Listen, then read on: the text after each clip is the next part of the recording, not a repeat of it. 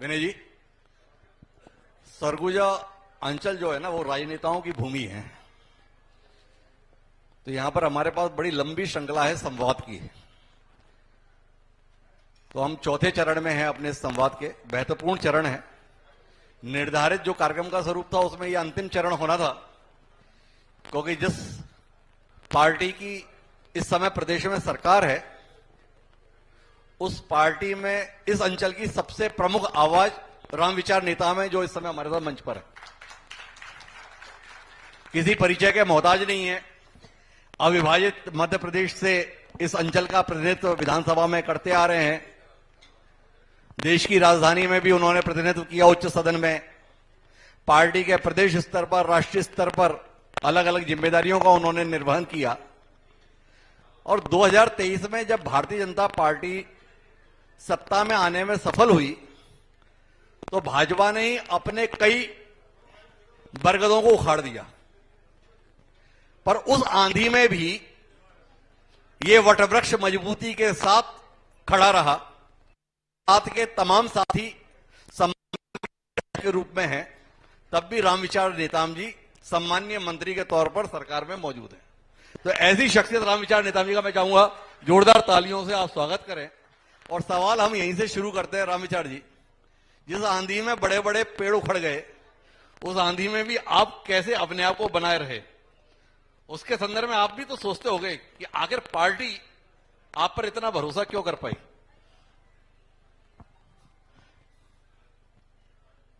मैं समझता हूं कि राजनीतिक जितने भी पार्टियां हैं जी,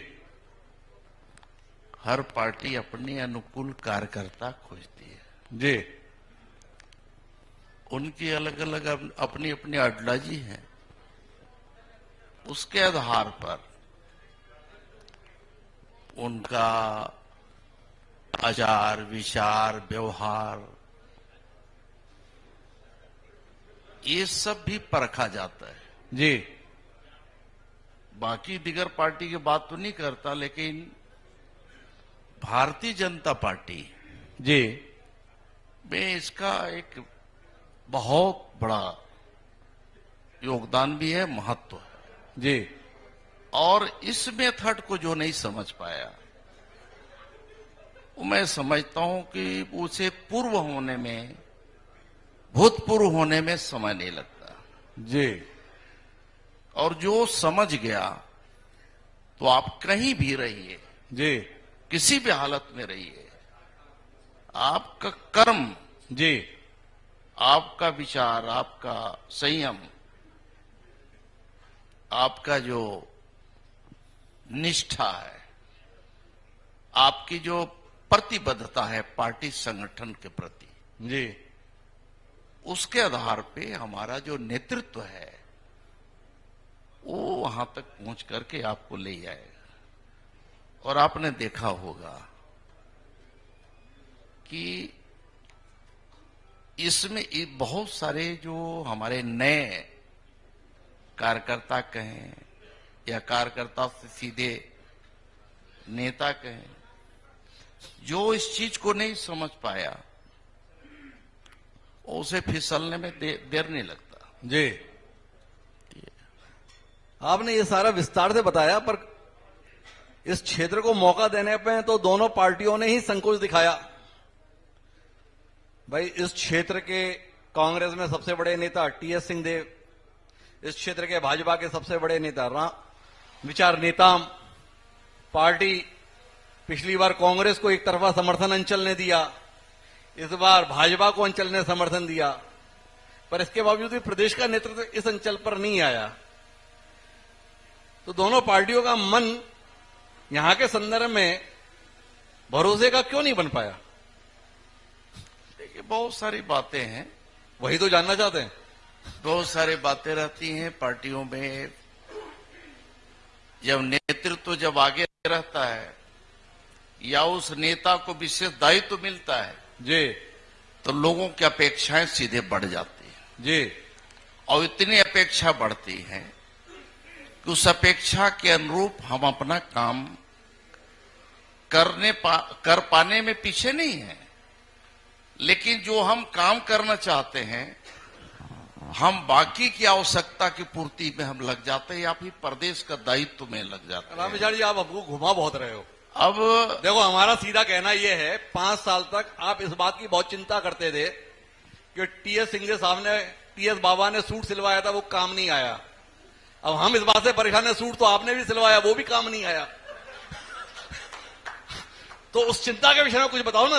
आप 5 साल चिंता किए थे, हम हर मंच पर देखते थे, आप बहुत चिंतित रहते थे। नहीं, ऐसा नहीं है। चाहे टीएस बाबा की बात हो तो या फिर अपनी बात हो, अब ऐसा है, सूट सिलवाना आजकल पहले से ऑर्डर देना नहीं पड़ता। अगर सूट बनाने की नौबत आ गई ना, हाँ, तो टेलर तो वहीं आके बैठ जाता है, डिजाइनर वहीं आके बैठ जाएगा। सिर्फ जो है उसको एडजस्टमेंट कहीं करना हो तो वही कर देगा।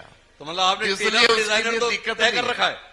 हमें मालूम है, देखिए मुझे मालूम है कि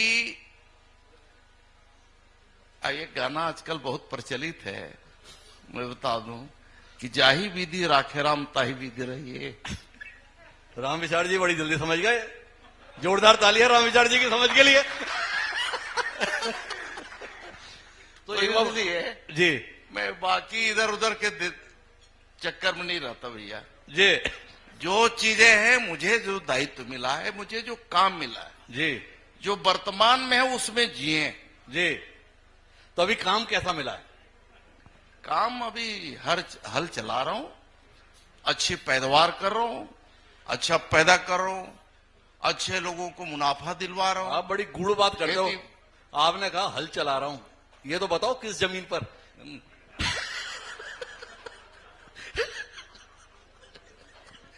नहीं, हम लोग जो हमारे किसान हैं, जी,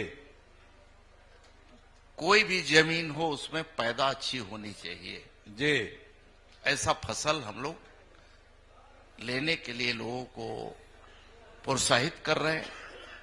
अच्छे बीज हम दे सकें, अच्छे उन्हें सुविधाएं मिल सके, जी। ये कोशिश है। नहीं, आपकी कोशिश तो है, पर विपक्ष की आप आवाज सुन रहे थे, आप तो लगातार सुन रहे थे क्या कुछ कहा जा रहा है। और किसानों के साथ ठीक नहीं कर रही है ये सरकार। कृषि मंत्री रामविचार नेताम जी के सामने कांग्रेस के जिलाध्यक्ष अंबिकापुर के कह रहे थे ठीक नहीं हो रहा। रामविचार जी ने माना कि हाँ ठीक नहीं हो रहा। अब देखिए, 100% कोई काम पूरा नहीं होता जी।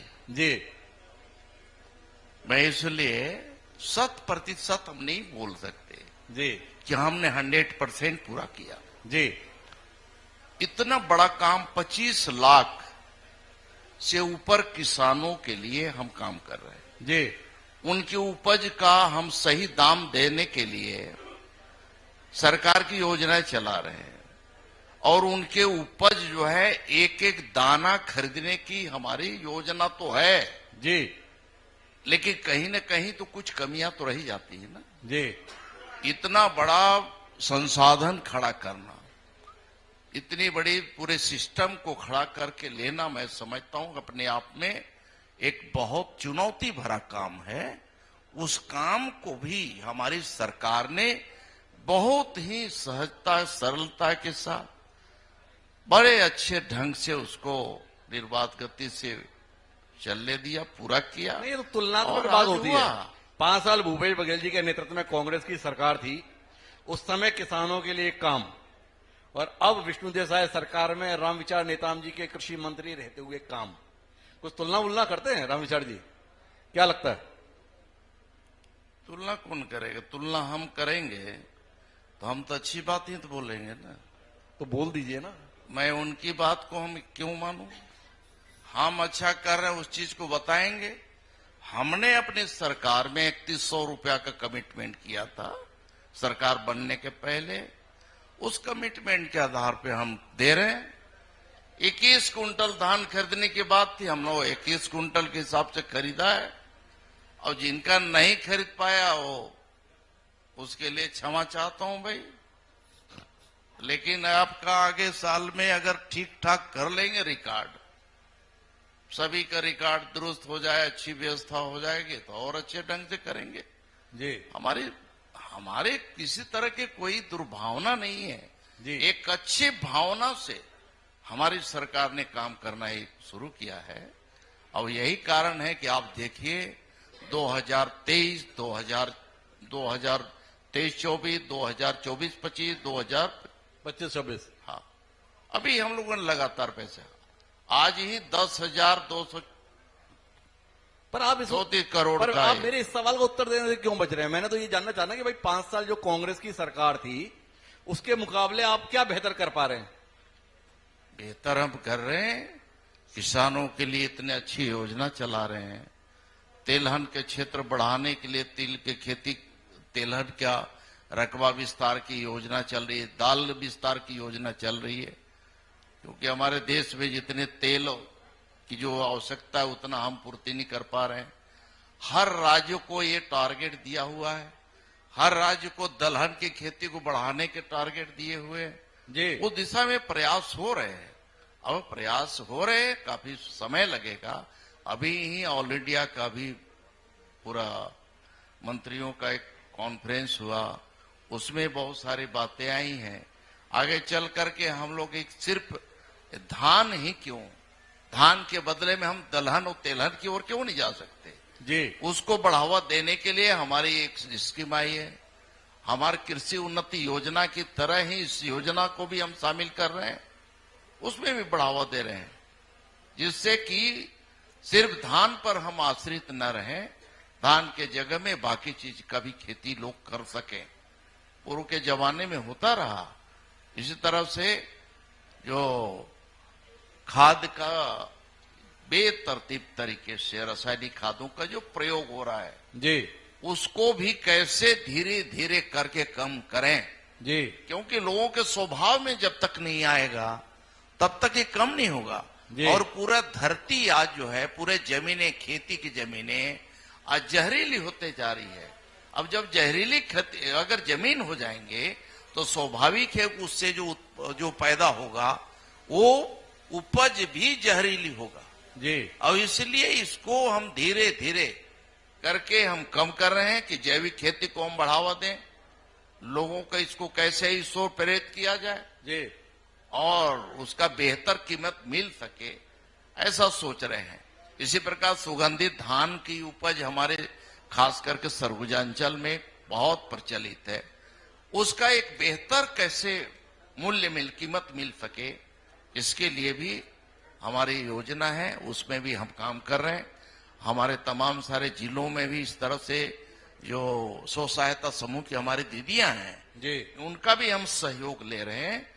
उससे सहयोग लेकर के आज राष्ट्रीय मंच पे हम कैसे उसको और स्थापित कर सकें, कैसे उसे प्रमाणित रूप से हम प्रस्तुत कर सकें, ऐसा सोच करके हम लोग काम कर रहे हैं। आप जैसा दमदार आदमी मंत्री है, इस अंचल की पहचान आप हो, इस अंचल ने इतना प्यार, इतना सम्मान आपको दिया, निश्चित आपके मंत्री बनने से इस अंचल को क्या मिला? आप तो ऐसी बात कर रहे हैं भाई साहब कि इसी अंचल में तो सब कुछ मिल रहा है जी। इस अंचल में मुख्यमंत्री, जी देश के इतिहास में पहली बार मुख्यमंत्री मिले हैं भाई, हैं सरगुजा में 14 के 14 विधायक हमारे, हम लोग कांग्रेस के जैसे शेर के जबड़े से खींच करके ले आए जी वो लाए। और मैं पहले बोलता था, पिछली बार आपका ही कार्यक्रम था जी उस समय बोला था कि कितने सीट आएंगे, मैं बोले 14 के 14 आएंगे। कारण यहां का मान सम्मान स्वाभिमान को धक्का दी पहुंचा, चोट पहुंचाया गया था। इसलिए सरगुजा अंचल के पूरे संभाग क्या बात है? की जनता रामविचार नेताजी सिंहदेवी के सम्मान की बड़ी चिंता करते हैं, क्या बात है? सम्मान देखिए कोई भी हो, एक एक व्यक्ति के जब कोई हमारा कोई एक विधायक या मंत्री का कभी भी उसका भी अपमान होता है तो उस क्षेत्र के लोग उसका बदला लेते हैं, सोचते हैं। और यहां सरगुजा अंचल में मुख्यमंत्री मिलने वाला था उस जमाने में, वो नहीं दिए तो हम दे दिए, हम दिए। कांग्रेस अगर उसमें जरा भी हिम्मत हो तो मैं बोल रहा हूं, मैं राजनीतिक मंच नहीं है फिर भी मैं बोल रहा हूं जी, आगामी कांग्रेस घोषणा करे कि सरगुजा से हम मुख्यमंत्री बनाएंगे, तभी एक आध सीट मिलेगा, नहीं तो नहीं मिलेगा।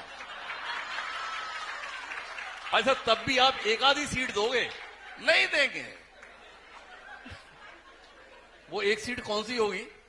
और बता दीजिए, सब हाई कमान तक पहुंच नहीं जाए। नहीं, वो तो ठीक है, हाँ। पर मुझे इतना बताइए वो एक सीट कौन सी होगी? अरे कोई भी होगी भाई, जो वरिष्ठ होंगे उस लायक होंगे उसको बनाएंगे। क्यों राजेश भाई? क्या राजेश भाई कोई खतरे में बता रहे हो क्या आप?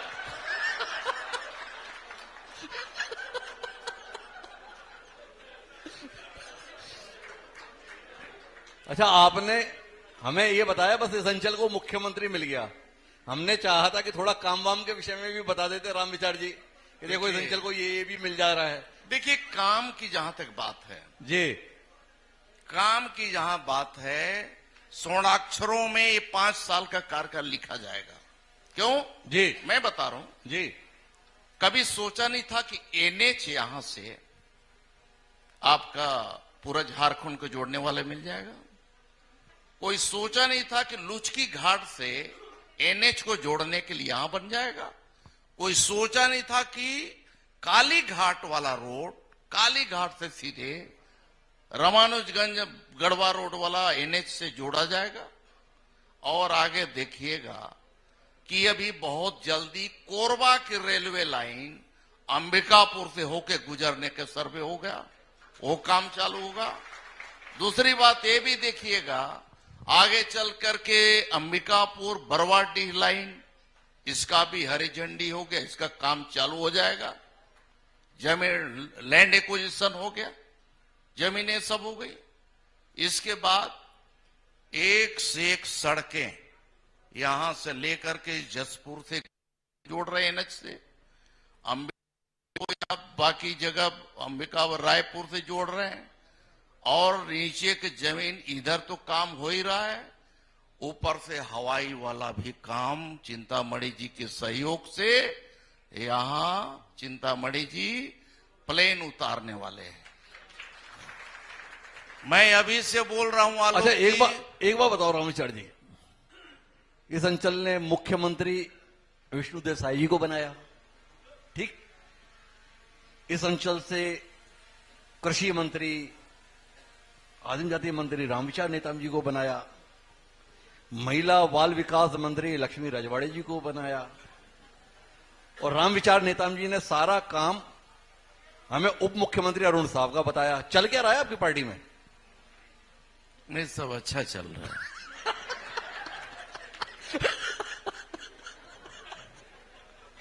क्या चाह रहे हैं रामविचार जी? दूसरे जैसे नहीं, कांग्रेस जैसे हमारे यहां नहीं चलने वाला। हमारे यहाँ जो भी है जी, कम खाओ गम खाओ, संयम से रहिए। जी, मैं बताया कि उसी लाइन में हम लोग चल रहे हैं। मालूम है कि वहां किनके नाम से हरी झंडी है, प्रबोध भाई जी, हम लोग जान रहे हैं कि नहीं है तो क्यों मरे भाई।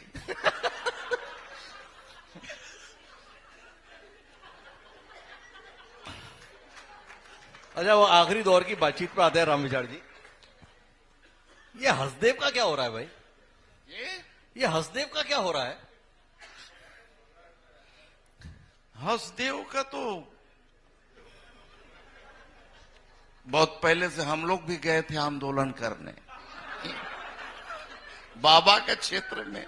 जी, माननीय हमारे डिप्टी सीएम साहब के क्षेत्र में उस समय हम लोग नारापुरा यहां से ब्रिजमोहन भी आए थे, ब्रिजमोहन अग्रवाल में था और एक कुछ और नेता लोग थे। हम लोग भी वहां नाराबाजी लिए कि हम लोग नहीं जंगल कटने देंगे। पता चला इधर आए उधर कटना शुरू हो गया। क्या भैया लोग मेजर साहब हैं, बाकी लोग हैं। तो ये तो देखिए, एक बार जो एग्रीमेंट हो गया, एक बार एमयू हो गया तो होगा ही। रही बात, आज देश की जरूरत है, ऊर्जा बिजली की जरूरत है। बिजली से ही सब कुछ आज होने लगा है। तो हम एक बड़े मन से तो हमें सोचना ही पड़ेगा कि यदि बिजली चाहिए तो कोयला भी जरूरी है, पानी भी जरूरी है, जमीनें भी जाएंगी, इंडस्ट्री लगेंगे तो जमीनें भी जाएंगी। तो इसी प्रकार से जब हमारी आवश्यकता है देश के और हमारे प्रदेश की, हर व्यक्ति आज बिजली के बिहीन नहीं रह सकता। घर में अगर लाइट अगर नहीं रहती है तो 50 जैसे गाली सुनना होता है। नगर निगम में अजय जी हैं बैठे हुए, तो 10 साल काटे होंगे, कितना गाली खाए हो। और इतना गाली खाने के बाद इनका जो है इसीलिए टिकट मिल गया। ये देखा गया कि ये गाली इतना खा सकता है। गाली इन्होंने जो है, और इसी प्रकार मंजूषा जी नहीं अंबिकापुर सुन रही। एक बात बताओ रामविचार जी, गाली डॉक्टर अजय तिर्की जी ने अंबिकापुर में खाई और टिकट बलरामपुर की पाई। ऐसी गोटी आपने क्या भिड़ाई?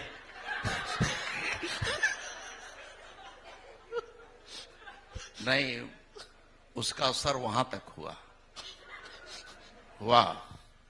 और आपकी प्रचंड बहुत अच्छे ढंग से आपकी प्रचंड जीत के रूप में। नहीं, मेरे तो छोटा भाई है। छोटा भाई से मैं सम्मान देता हूं, चाहे किसी पार्टी में हो, कहीं भी रहे। तो अंबिकापुर कमाल की जगह है। कौन किसका मित्र है, कौन किसका भाई है, समझना बड़ा मुश्किल है।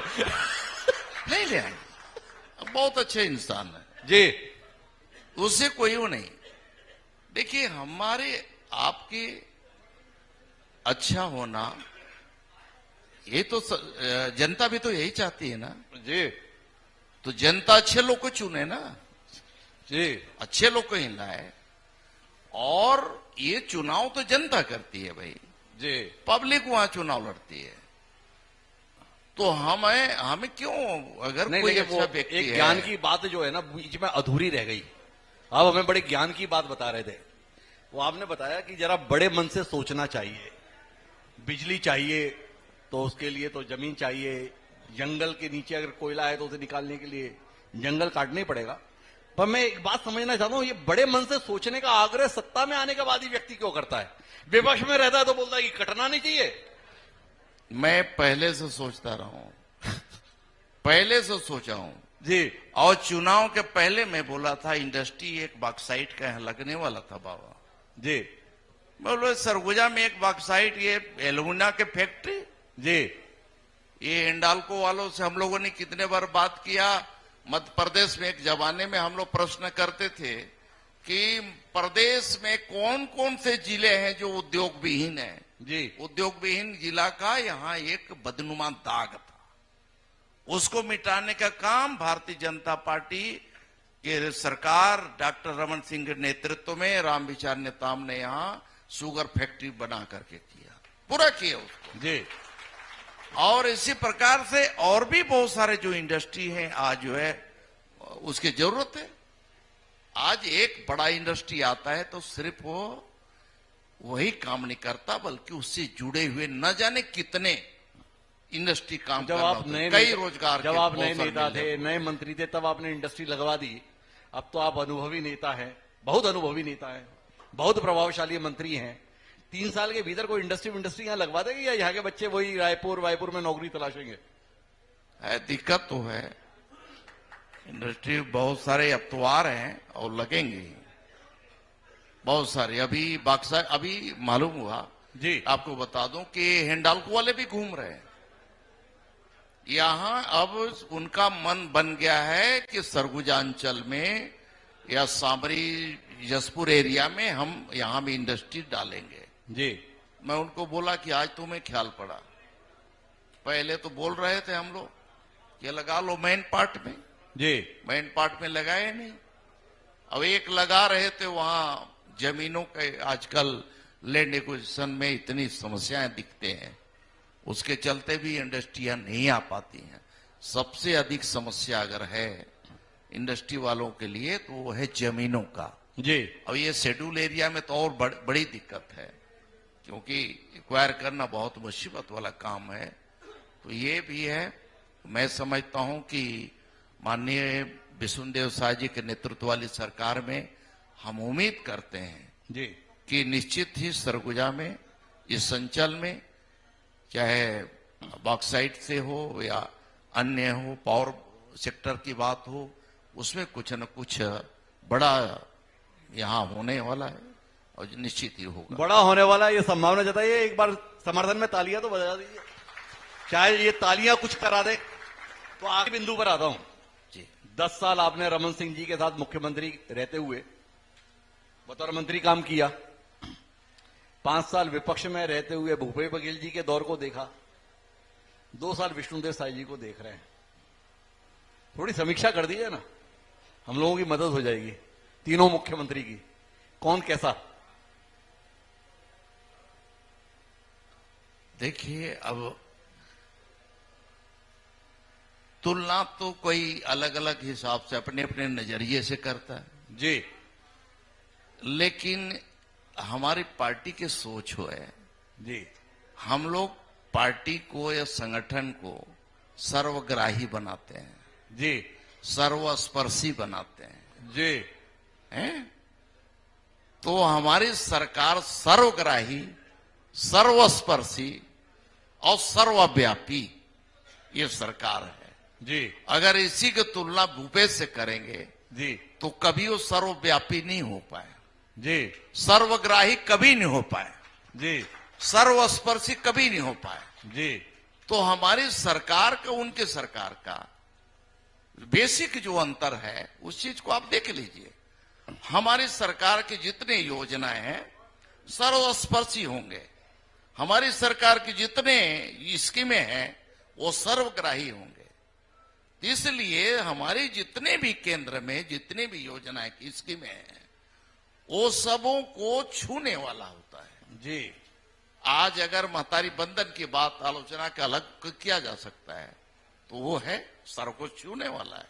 हमारे अगर आवास देने की योजना 18 लाख लोगों को आवास देने, क्यों?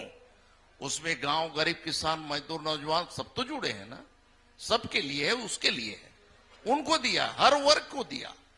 इसी प्रकार से अन्य जितने हमारी स्कीमें हैं उन स्कीमों का कहीं न कहीं हमारा अटैचमेंट गांव, गरीब, किसान है, आम जन है, माता बहन है, युवा है, किसान है, इन सब को हम लोगों ने एक पैमाना मान करके उसको केंद्र बिंदु मान के काम किया है। तो मैं समझता हूं कि विष्णुदेव साय जी के नेतृत्व वाली सरकार से अच्छी सरकार कोई हो ही नहीं सकती।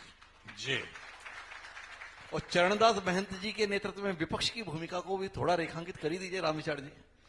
3 साल बाद कितने संकट में अपने आप को देख रहे हो आप? चरणदास जी जैसे लीडर ये छत्तीसगढ़ में बहुत कम होते हैं। मैं उनका प्रशंसक हूं और साधु हैं। अब अलग बात है कि साधु को कहां रहना चाहिए, कहां नहीं रहना चाहिए। तो ये संत आदमी है, मैं ऐसे संत को मैं प्रणाम करता हूं, अभिनंदन करता हूं। और वो हम चाहेंगे, हमारी सरकार भी यही चाहेगी कि वो स्वस्थ रहें, मस्त रहें और इसी में व्यस्त रहें। तो कुल मिला के महंत जी की व्यस्तता चाहते हैं और जहां पर है उन पर उनकी वही मौजूदगी चाहते हैं। लेकिन रामविचार जी आश्वस्त हैं कि जैसा काम चल रहा है उनका और जैसा काम चल रहा है सामने वालों का, 3 साल बाद भी वह अपनी जगह पर बने रह जाएंगे। काम के संदर्भ में उनका दावा है कि वो तो सर्वव्यापक, सर्वस्पर्शी सरकार का हिस्सा है। तो देखें ये सर्वव्यापक और सर्वस्पर्शी सरकार जनता का मन कैसे जीत पाती है। देखिए अंबिकापुर अंचल की अपेक्षाएं और आवश्यकताएं बहुत है। रामविचार जी के ऊपर जिम्मेदारी है कि उन अपेक्षाओं को वो पूरा कराने के संदर्भ में अपना योगदान दें। हमारी शुभकामनाएं रामविचार जी आपके प्रति, और धन्यवाद अपनी व्यस्तता के बीच यहां आने को लेकर। तो चाहूंगा एक बार जोरदार तालियां रामविचार नेताम जी के लिए। रामविचार नेताम जी के संदर्भ में मैंने बताया था कल उनका जन्मदिन है। वो अपने गृहनगर जा रहे हैं सनावल, अपने साथियों के बीच वहीं पर वो जन्मदिन मनाएंगे। पर हमें मौका मिला है, पूर्व संध्या बड़ी महत्वपूर्ण होती है, तो मैं विनम्र आग्रह करूंगा टीएस सिंहदेव साहब से, चिंतामणि महाराज जी से, राजेश जी से, प्रबोध मिन जी से, पाठक जी से एक बार मंच पर आए तो हम रामविचार जी का जन्मदिन पूर्व संध्या पर मना लेते हैं।